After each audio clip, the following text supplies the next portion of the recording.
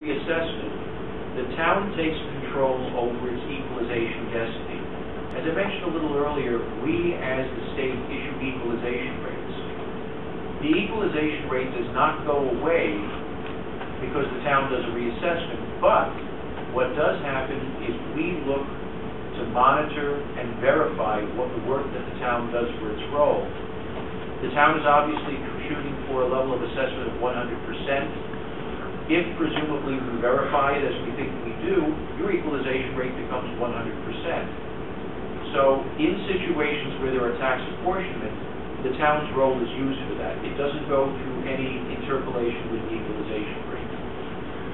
And while this is not a particularly compelling point, the town will receive some state aid money for doing a reassessment. In the years in which it does a full reappraisal, it can get up to $5 a parcel. And in the interim years, assuming the town doesn't go more than 4 years without doing a reappraisal, the town can still get an additional up to $2 a parcel in those interim years to help with future costs. So with that, there are a couple of misconceptions we could just touch on briefly. Reassessment does not raise tax. We already hit on that one. Again, it's about ensuring fairness. Taxing jurisdictions determine the amount of money they need to do their work independently. It's not based on reassessment. If everyone's assessment doubles, no one's tax goes up. And the premise behind this is if budgets stay the same, and look, to be fair, we know that budgets in this day and age typically will go up from one year to the next. But the bottom line here is everyone's assessment doubles. Taxing jurisdiction budgets are not going to double. So if assessments double, tax rates will probably be halved. Again, there may be some slight increase if budgets do go up, but it's proportionate. If your assessment doubles, it does not by any means mean your taxes will double. Increasing a property does not by itself increase tax. Another important point. It's realistic to think that since the town of Goshen's level of assessment, I think it's about 60%.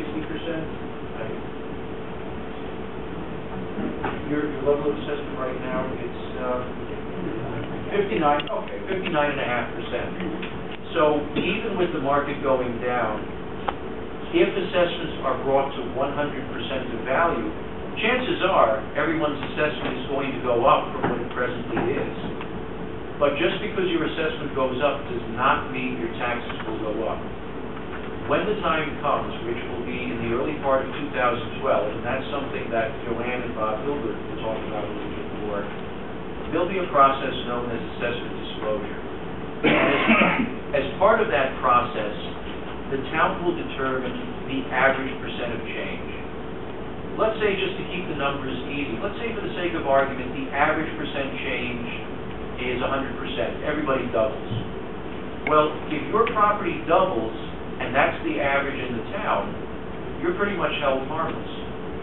If your assessment goes up less than that, that probably indicates that you were presently over-assessed, and depending on what happens with budgets for that year, you may actually see a slight decrease in your taxes. If, on the other hand, your assessment goes up more than the town-wide average, if, let's say, it went up 2.5 times as opposed to just doubling, well, chances are that means you're going to see a tax increase, the implication being that your property was probably previously under-assessed. So again, just because the assessment goes up doesn't mean the taxes will go up. It really will depend on what happens to your property relative to the average throughout the town. And the last one here, reassessment does not help or hurt any one group. Again, reassessment is done on a property-specific basis. It's not that common that you end up finding that one large group of properties all moves in the same way. So again, you really have to look at what happens to your property as opposed to what happens to a group. So with that, well, the last one is basically our version of work from the government. We're here to help. Obviously, we're going to be part of the project in terms of monitoring and verification. and public education like this, and, well, any way we can help, we will. So with that, I will turn it over to Joanne and Bob, and thank you for your attention. Oh. And then I'll just turn this over to Bob Tolbert, who's our consultant. Thank you, Joanne. Thank you. Thank you, John. As it was mentioned by the supervisor, the town had basically two options to do a reassessment. To bring in an outside contractor to do the entire project, or to do it in-house and using local staff. When we first met, Joanne and myself, and the supervisor and other members of the town board, we thought that we had an opportunity to possibly do it in 2011. But then when we all sat back down and thought about this, the responsibilities of trying to do a 2011 reassessment and to allow the assessor's office to continue to function on a day-to-day basis, which it has to do. Every assessment office in the state of New York has to continue to function, and to take on a reassessment project in an 11 or 12-month period did not seem to be workable.